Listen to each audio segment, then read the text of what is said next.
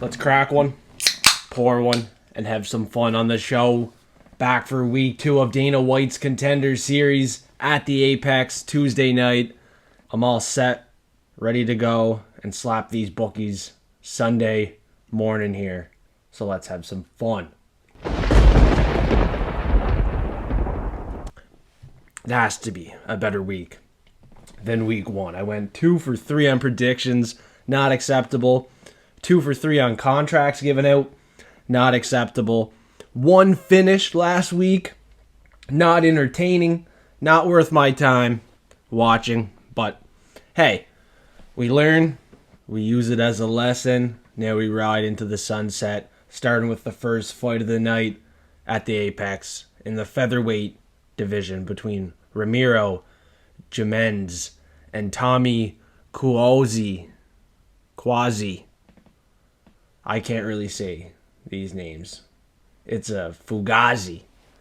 Anyways, Tommy and Ramiro are both undefeated, high-level featherweight fighters here. Both in organizations that aren't that high level, in my opinion. You got Global Combat, not too bad. That's where Ramiro is coming from.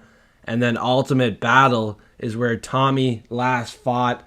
And he fought a guy 8-4, lower level than Ramiro. I think the Mexican has a 4-1 favorite, is money. He probably gets the finish in this fight. You got 2 finishers going head-to-head. Dana White not impressed.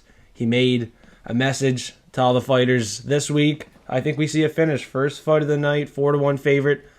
The first of 4 4-1 favorites. Gets it done here. He is 10-0 undefeated from Mexico. Training at the UFC PI already in Mexico. He looks good. His wrestling's good. He's all around a good fighter, and he should be safe to parlay as a 4-1 favorite. Tommy doesn't look like he's training with very high-level guys. He's not fighting high-level guys, and it's a very tough fight, his toughest fight to date in the octagon. Now, it might be Ramiro's toughest fight to date, but he's ready to go, locked in at the UFC PI, and I'm going to lock him in a parlay this week for sure with another 4-1 favorite.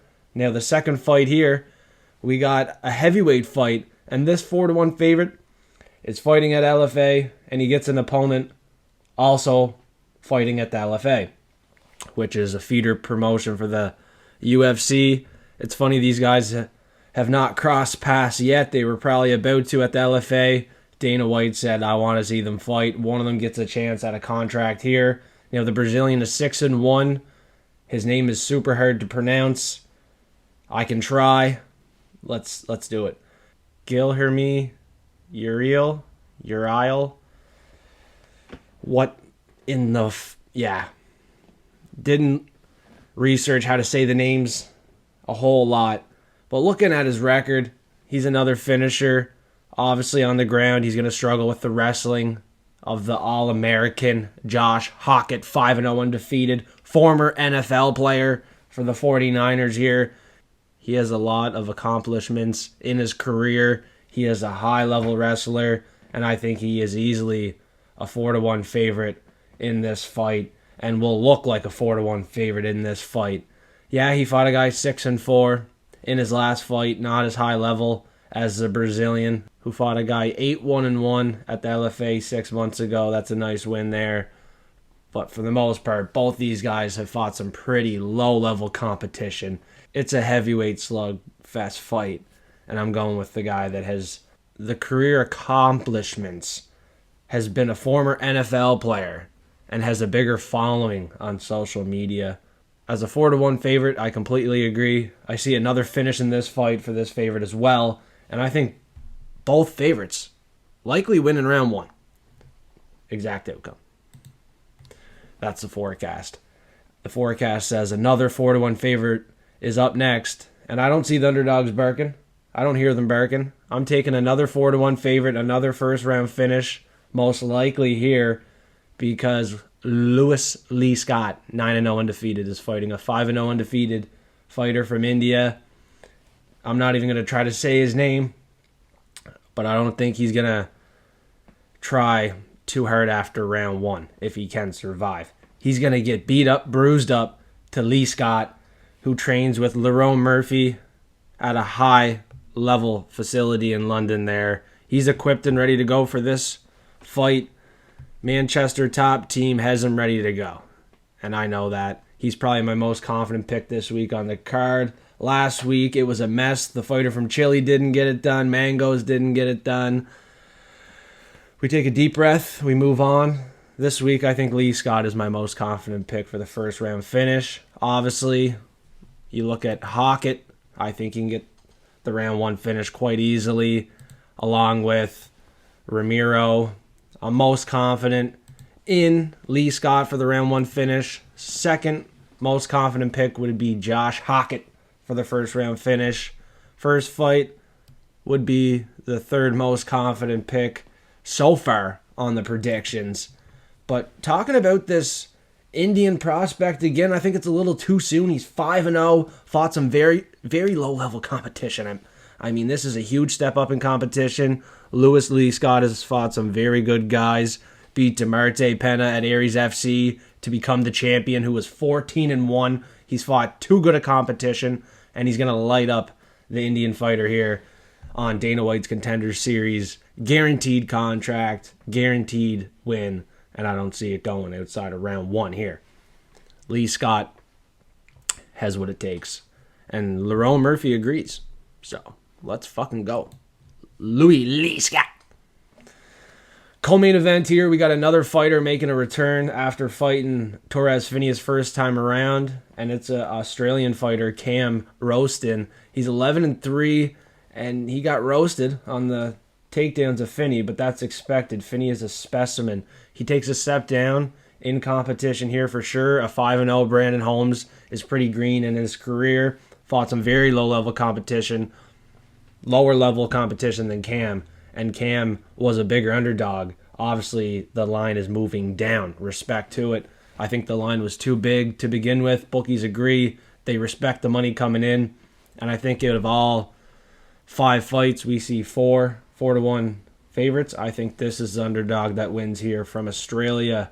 He has the experience on the Contender Series first time around. It's a little too soon for Brandon Holmes here. 5-0. Very low-level competition. Yeah, he's explosive, has power on the feet. Anything can happen. Dana White sitting there on a Tuesday night. But I'm going with the guy that's training at City Kickboxing. Training with the better guys. Equipped, motivated, ready for a second chance here in front of Dana White. I think he can capitalize. Now also to mention the outcome of this fight, it might be a nail-biter. It could be chippy and close at moments. So I would lean Cam Rowston to win it by a decision with the better IQ, being more defensively sound, maybe mixing in some takedowns of his own. I think Holmes is going there looking to hit and make Cam Rowston quit, but it's not going to be easy. This guy's trained at City Kickboxing. He is elite, and he's only going to get better. 30 years old, it's now or never, though. This is his second chance off a decision win to a guy 4-3. I don't think the finish is too live for Cam here as an underdog.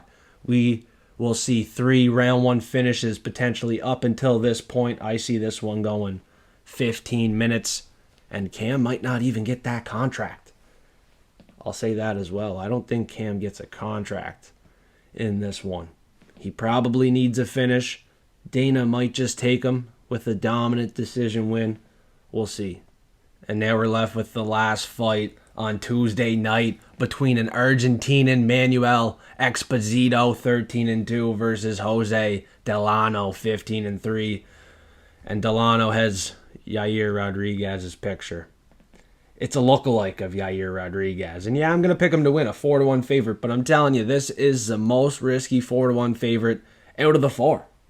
I'm most certainly going to say there is value on the other side here for the Argentinian. He is a finisher off a decision win, though. He has fought the lower level competition, but main event fight, Dana White in the building, front row. I think these boys are ready to go, and there is a finish certainly live in this fight. Early, though, it would have to be early in the fight, round 1, because after round 1, I think the Argentinian starts to fade and gas out, and the Brazilian that trains at Brazilian top team starts to take over, starts to take control of the fight, and ease his way to a victory by a decision. He could find the finish. He has fought the higher level competition, in my opinion. He has the finishing upside. Outside of round 1, he has the finishing upside. So I will pick him to win, but definitely the most risky 4-1 favorite on the card. Value on the Argentinian out of all the 4-1 favorites on this event. We got to be careful on this main event because Delano and Exposito are ready to go here in front of Dana White Tuesday night. Stay tuned. Don't put too much money on these fights on Tuesday night. I probably did week 1, and I paid the consequences. Now I got to try to beat the bookies up, do it in a smart way, manage the bankroll wisely, set a bankroll that's comfortable for you. Just because someone's at $100 per unit, you don't have to be at $100 per unit. You could be at $10 per unit. So bet comfortably, bet smart, and let's slap these bookies Tuesday night.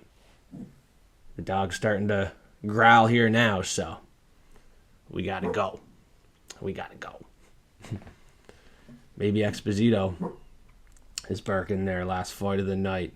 Maybe Cam Rowston in the co-main event is starting to bark. We're starting to hear it now, Sunday. So let's continue to do our due diligence, put in the research and work until Tuesday. We got weigh-ins, face-offs coming up. So join Discord, link in the description below. We got an active forecast lobby. Patreon, $5 a month to see each and every bet that I'm going to place on this event and on Saturday night. So stay forecasted and hit those links in the bio below. These bookies are getting slapped.